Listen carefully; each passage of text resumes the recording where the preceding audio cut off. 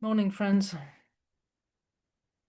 One of the things about chaplaincy is the need to speak to people in the way that they feel is right for them.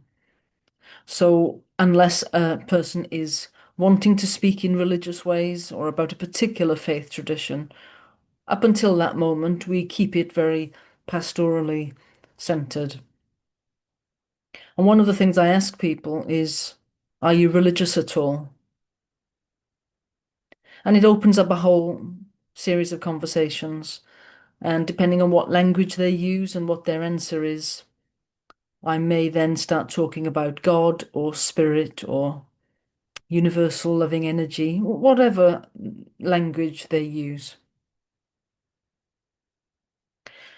And when I invite people to our quiet group, which is the prison chaplaincy group that I run, I'm looking for some sense that that would be a positive group for them and for the group, that their presence would be a benefit to the group. And I often wonder, what is it about a particular person that I see that makes me think about inviting them and telling them specifically about the quiet group. And partly that's about their concern, perhaps, or their irritation, agitation with the sheer noise of the prison and the stress of being there, perhaps especially if it's their first time in prison.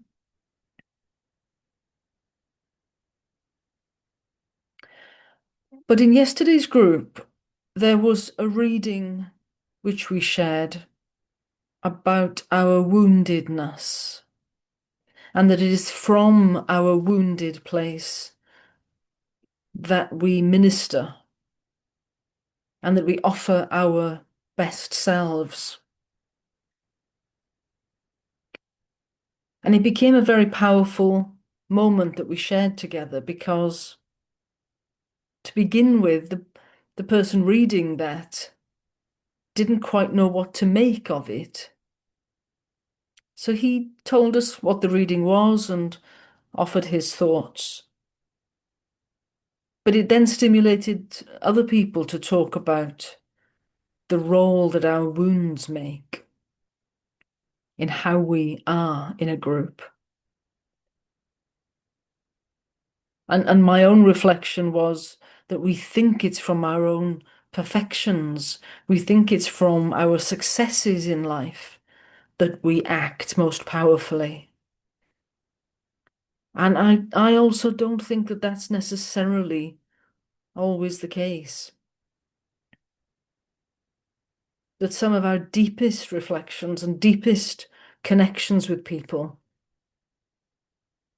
in service of God is our woundedness, through our wounds. And it made me then reflect about perhaps what I am looking for in the various men that I meet around the prison to see if they might want to come to the quiet group, is perhaps trying to gauge something about their willingness to be their wounded self, to be seen as that. And that is really what's so powerful and moving about the work that we do as chaplains, seeing people at their most vulnerable, when they really do think they've lost everything. And in that wounded state, some people want to reach out and come to chapel, come to church, come to the quiet group. And not everyone does. It's a self-selecting group that in the end we work with most deeply.